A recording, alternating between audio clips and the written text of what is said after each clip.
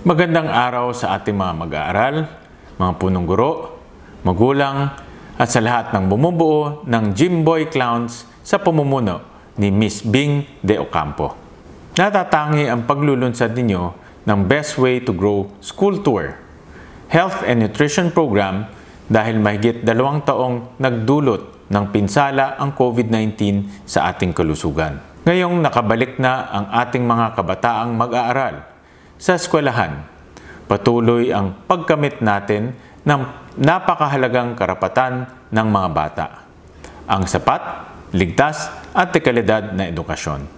Makakaasa kayong patuloy ninyong katuwang ang inyong lingkod sa pagbalangkas ng mga panukalang magpapatibay ng sistema ng edukasyon sa bansa at matugunan ang mga pangangailangan ng ating mga kabataang mag-aaral, lalo na sa panahon tayo ay bumabangon mula sa pandemya. Kaisa ninyo ako sa adhikaing tiyakin ang matagumpay at makabuluhang pag-aaral ng mga kabataan.